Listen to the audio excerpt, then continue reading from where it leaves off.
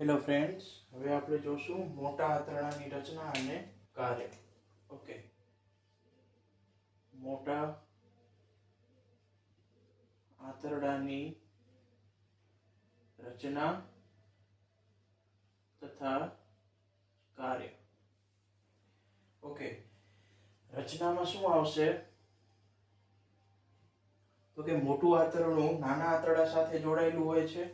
બરોબર છે. મોટું આંતરડું કોની સાથે જોડાયેલું હોય છે? નાના આંતરડા સાથે.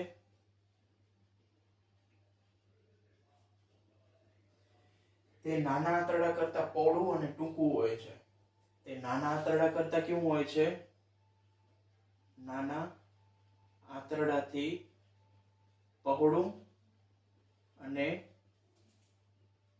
ટૂંકું હોય છે. ઓકે, પહોળાઈની દ્રષ્ટિએ આ આંતરડું મોટું છે. બરોબર છે. પહોળાઈની દ્રષ્ટિએ આંતરડું મોટું છે. બાકી લંબાઈની દ્રષ્ટિએ આંતરડું નાના આંતરડાથી કેવું છે? મોટું આંતરડું નાનું છે. બરોબર છે. લંબાઈની દ્રષ્ટિએ મોટું આંતરડું કેવું છે? નાનું છે. પણ પહોળાઈની દ્રષ્ટિએ કેવું છે? મોટું છે. એટલે મોટું આંતરડું કીધું છે. અને તેની લંબાઈ કેટલી છે? 1.5 મીટર. અને નાના આંતરડાની લંબાઈ કેટલી હતી? 7.5 મીટર.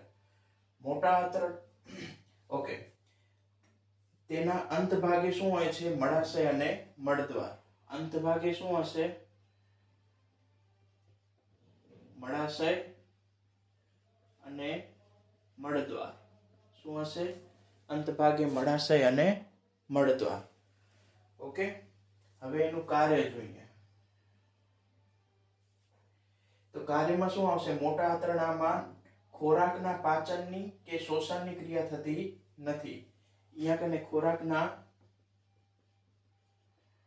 પાચન કે શોષણની ક્રિયા થતી નથી.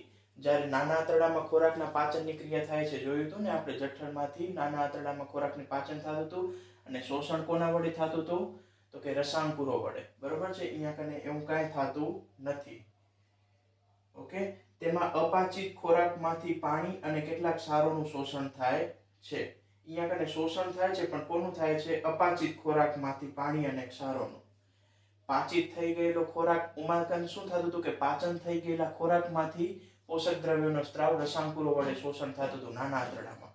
અને મોટા આંતરડામાં શું થશે? તો કે અપાચિત જે ખોરાક છે ને, તો એનામાંથી પાણી અને ક્ષારોનું શોષણ થશે. અપાચિત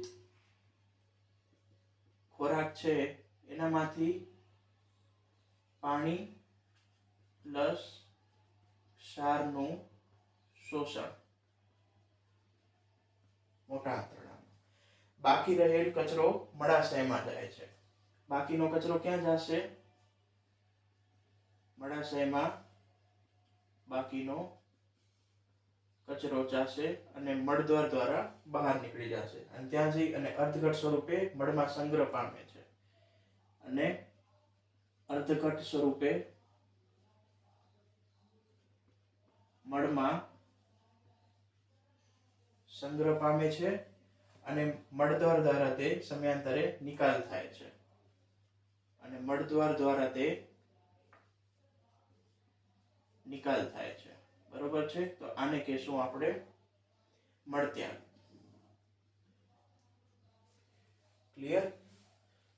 ઓકે, તો મોટા આંતરડાની રચના અને કાર્યમાં આપણે શું જોયું? મોટા આંતરડાની રચનામાં આપણે મોટું આંતરડું જે છે એ નાના આંતરડાથી જોડાયેલું હોય છે. બરોબર છે. નાના આંતરડા કરતા તે પહોળું અને ટૂંકું હોય છે. લંબાઈ 1.5 મીટર હોય છે. બરોબર છે. લંબાઈની દ્રષ્ટિએ તે નાનું છે, પરંતુ પહોળાઈની દ્રષ્ટિએ મોટું હોવાથી તેને મોટું આંતરડું કીધું છે. અંત ભાગે મળાશય અને મળદ્વાર આવેલા છે. કાર્ય શું છે? તો કે ખોરાકનું પાચન અને શોષણ થતું નથી. બરોબર છે. અને અપાચિત ખોરાક જે કોઈ પણ હોય છે, બરોબર છે, એનામાંથી પાણી અને ક્ષારનું શોષણ થાય છે. નાના આંતરડામાં પાચિત ખોરાકમાંથી પોષક દ્રવ્યોનું શોષણ થતું હતું રસાંકુર વડે. અને અહીંયા અપાચિત ખોરાક વડે પાણી અને ક્ષારનું શોષણ થાય છે. બાકી પછી ક્યાં જાય છે ખોરાક? તો કે બાકીનો કચરો જે છે, અપાચિત ખોરાક, એ મળાશયમાં અર્ધઘટ સ્વરૂપે સંગ્રહ પામે છે.